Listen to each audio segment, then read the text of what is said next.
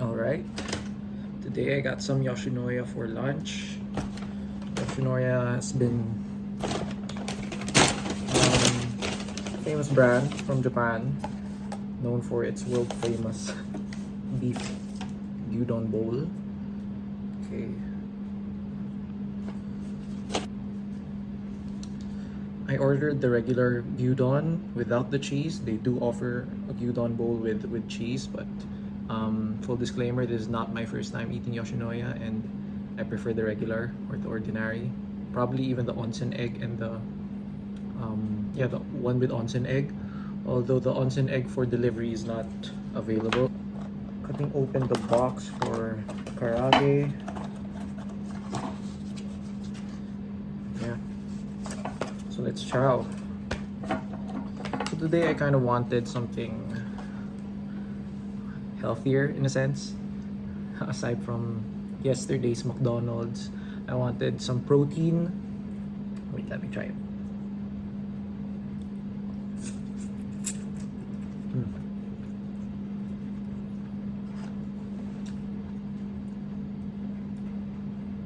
Yoshinoya is really flavorful. That bite that I just had, it's good. It's thin, so it's easy in the mouth to chew. Tastes fresh. Most gyudon bowls are very bland, I would say. So for this one to have that much flavor packed, even for a delivery, is a good sign.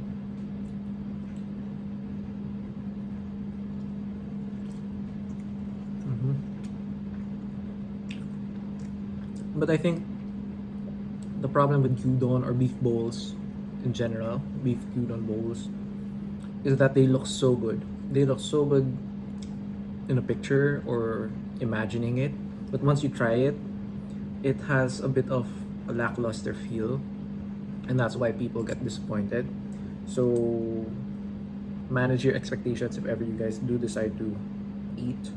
This is still enjoyable for me. Like, it's very, especially this Yoshinoya one, it's very high quality. Every time you order, you could expect the same result. I know recently they've had changes internally in terms of management, so the equipment is better, handling is better, food quality is better, ingredients probably better. So I think that would be the major change. But the dish itself or the recipe itself has stuck to its original since years ago. I think they're over 100 plus years already worldwide, and that's why they're the famous beef bowl that you know today.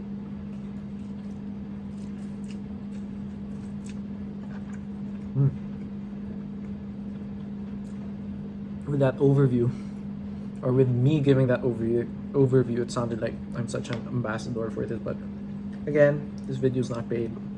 Hopefully one day people start sponsoring my meals or just giving me money for these talks. Not gonna lie, I'm not gonna be acting like I don't want to earn at the side. Of course, everybody wants to earn something. But yeah, despite that, this is still a passion project for myself. Helps me become creative, helps me to probably improve my speaking skills, also my editing skills. So there are different skills that you can learn in terms of content creation. And as a person who's been in marketing and a strategist at that, I started out as a data analyst, and then I became a digital marketing strategist. Now I'm like a digital marketing head. It's nice to be on the ground level and actually be doing it, because it opens your own perspective to the perspective of the different influencers or of the different people that you're working with, how they would consume certain content, how they would create their own content, what types of content they would enjoy. And this is just me rambling again, and as mentioned in the first video, I am going to be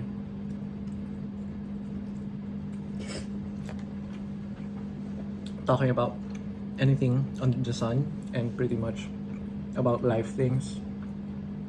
I may not have a guest today, may not have a guest tomorrow, but every day I'll be trying to document the food that I eat, even if it's just one meal a day instead of all 3 meals. At least I have a start to my YouTube and to be able to populate it with like videos is already a good start. So right now I'm even just using my iPhone to record all this. Don't have professional equipment, but I do love like creating videos, conceptualizing. Never really got to start officially because I held myself back because of the lack of equipment, I would say lack of time, but you know, that's really just an excuse. If you really want it, you'd start it and then, you know, go from there. I think it's pushing yourself beyond that mental battle is what gets you far. Because when you get through the mental battle, it's just the physical, and the physical battle is usually much easier to defeat or conquer. I'm gonna try it with the sauce now. Not sure if this sauce is even supposed to be for the gyudon or the karaage itself, but it's sweet, so I'm assuming it goes with the gyudon.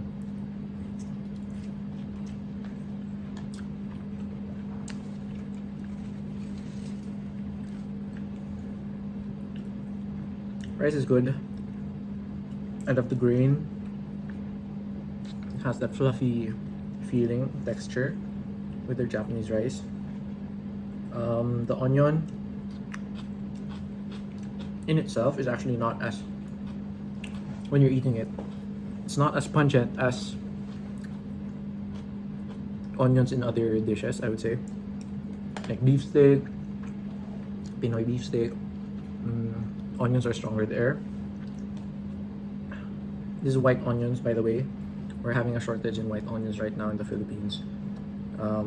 Hopefully that gets sorted out.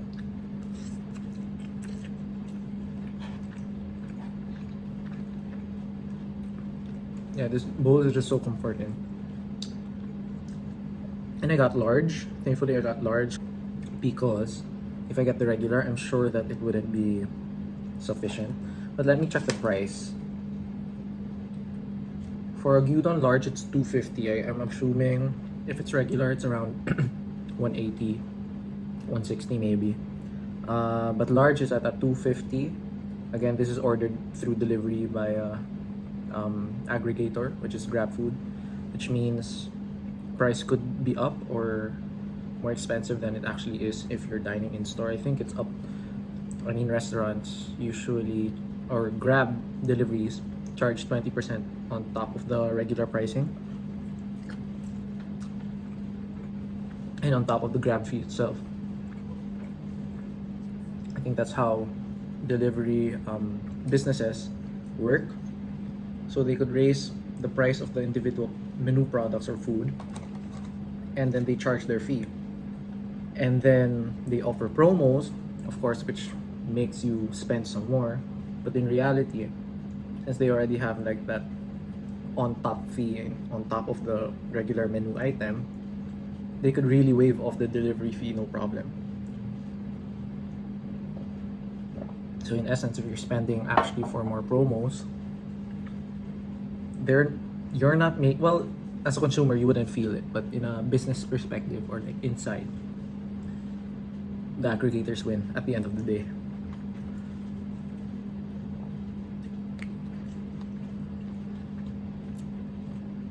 And for people who might mention the ratio of the rice will be much higher than the amount of beef compared to the rice, and as much as people would want more beef, less rice, that's true. For your money's worth, that's true. That's much better. But in terms of being satisfied at the moment you're eating, rice is much better to have. Because if I could imagine myself just eating beef, more beef and then less rice, after I finish the rice, I would feel so unsatisfied or probably hungry, still hungry after eating. So it's good to have that balance between how much rice and how much beef there is, because it gives you that satisfied feeling or being full feeling if you have more rice.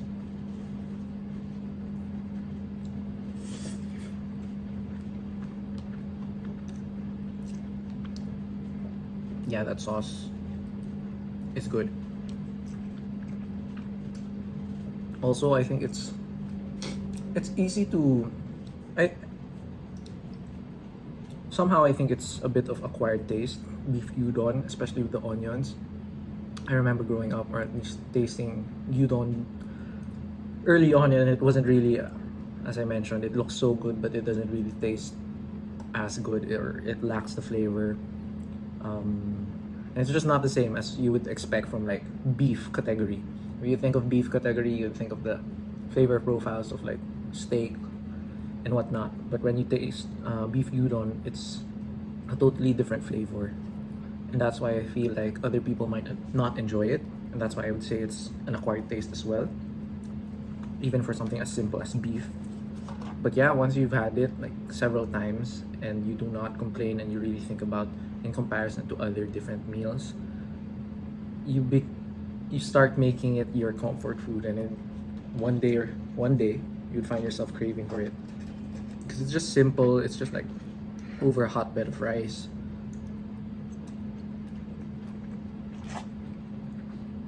I'm usually not a fan of like sweet meats.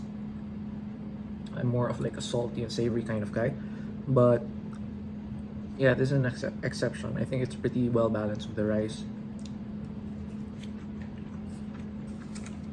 I forgot about the spices. So they here have like some 5 spices of sorts. I'm gonna use it now as I'm running out of beef and going left with the rice. But it's okay. I ordered karaage, so that even if I finish the beef, I could still eat the rice with like some meat. Oops.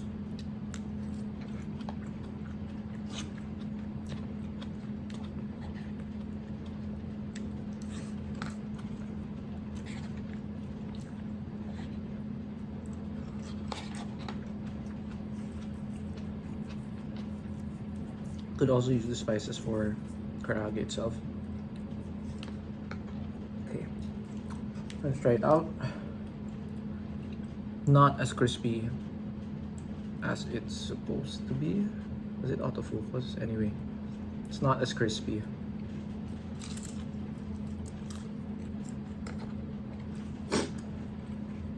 Wow, I'm wrong about it not being crispy.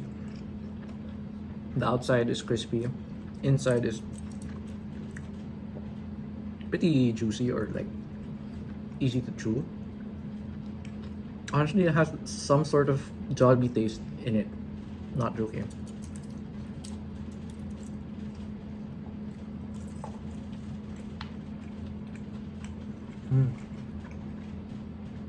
And despite it looking small, once you're biting into it, it feels like there's much more chicken than there is breading. And so I think you'll feel more full than expected.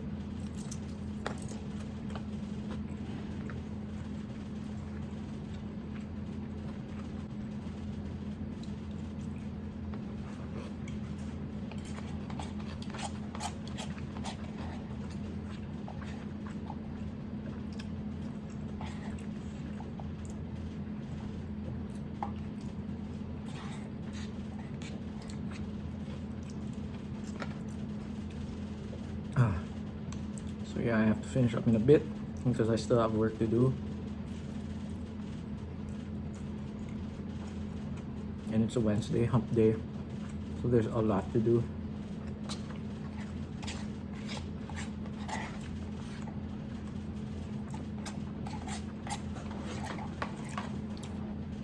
I also thought of my YouTube name finally. So yeah, I've been recording these videos without having a YouTube channel yet. That's official. But I thought of the channel Eggs Benny, which eggs is not the literal eggs. It would be EGS, just the single G, because that's the initials to my name, my full name. And then Benny, I added there because Ben is actually my nickname, and a lot of people call me Ben. People who joke around call me Benny, Benny, Benny. So if you put those two things together, Eggs Benny, it actually works because Eggs Benedict is sometimes called Eggs Benny. So it may not be my favorite food, eggs Benedict, but it's still related to food. So you could see the alignment there between that kind of name and handle of the YouTube channel with the things I'm doing. And I didn't want to be too technical or like too cliche with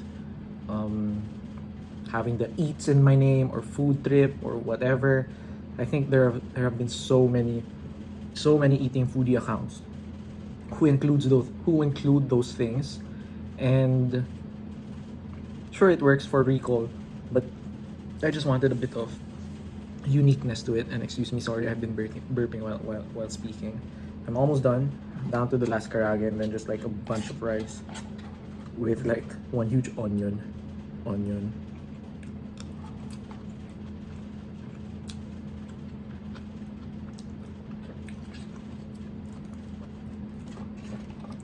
Karaage time. So yeah, what do you guys think about eggs Benny? I feel like, well, I'm already pretty set on it. Like, despite or whatever other people will comment, I would stick with eggs Benny. And also, I'm creating multiple channels, not just like food account, that will all be under like the EGS multiverse, or the branding of EGS, which is again the initials of my name. So this eggs Benny would just be one part of that multiverse. So I'll be creating different channels for different activities and interests that I do. There's going to be food, it's going to be fashion, there's going to be crypto, finance, NFTs, vintage teas. Well, that's still part of fashion.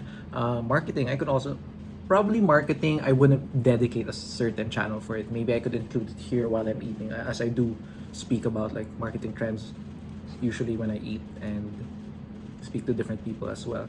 So yeah, I just have a bunch of different things that I'm kind of thinking of creating. Again, all these things, I'm trying to push myself to be more creative and really start something going for me, because I work the 9 to 5. Although I do trade, I do fund manage different people's accounts and make money off there. But I feel like, I don't know, I feel like I could do something like this, and having it all under one umbrella of that EGS multiverse is kind of interesting, because in the selection of influencers, you have to fit a certain niche for different brands to pick you up. And that's why creating several channels may be smarter, but that also dilutes your follower count, because sayang naman, if I have already 10,000 followers, I could have broadcasted to the same people and then just have different content. At least I get more exposure there. But that's just not the way I go about it. I would still prefer doing it separately. Each one grows independently and organically, and it would be funny for like different brands to hear me getting mentioned. EGS, hey, isn't he a foodie influencer, not a fashion influencer? Actually, he has a fashion page, so that would be interesting, and I think it would be different or unique. I'll just finish this. Been yapping a lot, sorry.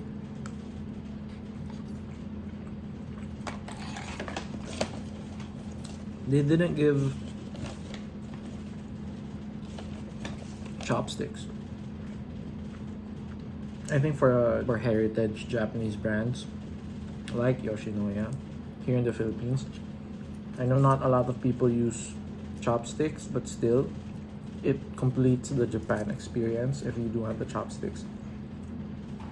But not complaining, I'm just like mentioning and, you know, nitpicking.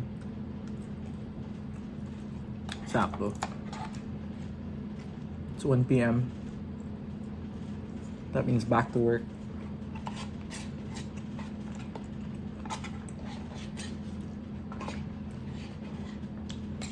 And I'm done. Enjoy the meal. Enjoy the chit chat. Whoever's there listening to me. Till the next one.